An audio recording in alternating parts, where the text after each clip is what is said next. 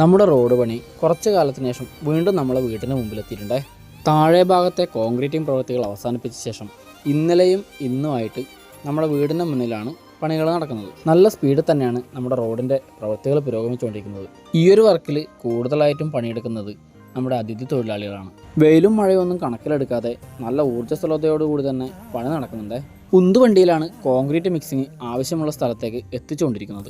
ഈ ഒരു പ്രക്രിയ അത്യാവശ്യം റിസ്ക് ഉള്ളത് തന്നെയാണ്. ഈ ഒരു വർക്കിന്റെ കോൺട്രാക്ടർ ഇപ്പോഴുള്ള മോനേട്ടനാണ്. അച്ഛനും മോനേട്ടനും കൂടെ കാര്യമായ എന്തോ ചർച്ചയിലാണ്. ജോലി കഴിഞ്ഞ് വീട്ടിലെത്തി കഴിഞ്ഞാൽ ഞാനും ഇവരുടെ കൂടെ തന്നെ ആയിരിക്കും. പഞ്ചായത്തിന്റെ ഫണ്ട് ഉപയോഗിച്ച് നടത്തുന്ന ഈ ഒരു വർക്ക് കൂടി കഴിഞ്ഞാൽ PWD ആണ് അടുത്ത വർക്കുകൾ തുടങ്ങേണ്ടത്. എന്തായാലും അധികം വൈകാതെ തന്നെ PWDയും അവരുടെ വർക്ക് തുടങ്ങുമെന്ന് പ്രതീക്ഷിക്കുന്നു. നമ്മുടെ റോഡ് പണി കുറച്ചു കാലത്തിന് ശേഷം വീണ്ടും നമ്മളെ വീട്ടിന് മുമ്പിലെത്തിയിട്ടുണ്ട്. താഴെ ഭാഗത്തെ കോൺക്രീറ്റിംഗ് പ്രവൃത്തികൾ അവസാനിപ്പിച്ച ശേഷം ഇന്നലെയും ഇന്നുമായിട്ട് നമ്മുടെ വീടിൻ്റെ മുന്നിലാണ് പണികൾ നടക്കുന്നത്. നല്ല സ്പീഡിൽ തന്നെയാണ് നമ്മുടെ റോഡിൻ്റെ പ്രവൃത്തികൾ പുരോഗമിച്ചുകൊണ്ടിരിക്കുന്നത്. ഈ ഒരു വർക്കിൽ കൂടുതലായിട്ടും പണിയെടുക്കുന്നത് നമ്മുടെ അതിഥി തൊഴിലാളികളാണ്.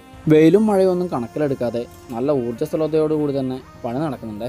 ഉന്തുവണ്ടിയിലാണ് കോൺക്രീറ്റ് മിക്സിംഗ് ആവശ്യമുള്ള സ്ഥലത്തേക്ക് എത്തിച്ചുകൊണ്ടിരിക്കുന്നത്. ഈ ഒരു പ്രക്രിയ അത്യാവശ്യം റിസ്ക് ഉള്ളത് തന്നെയാണ്. ഈ ഒരു വർക്കിന്റെ കോൺട്രാക്ടർ ഇപ്പോഴുള്ള മോനേട്ടനാണ്. അച്ഛനും മോനേട്ടനും കൂടെ കാര്യമായ എന്തോ ചർച്ചയിലാണ്. ജോലി കഴിഞ്ഞ് വീട്ടിലെത്തി കഴിഞ്ഞാൽ ഞാനും ഇവരുടെ കൂടെ തന്നെ ആയിരിക്കും. പഞ്ചായത്തിന്റെ ഫണ്ട് ഉപയോഗിച്ച് നടത്തുന്ന ഈ ഒരു വർക്ക് കൂടി കഴിഞ്ഞാൽ PWD ആണ് അടുത്ത വർക്കുകൾ തുടങ്ങേണ്ടത്. എന്തായാലും അധികം വൈകാതെ തന്നെ PWDയും അവരുടെ വർക്ക് തുടങ്ങുമെന്ന് പ്രതീക്ഷിക്കുന്നു.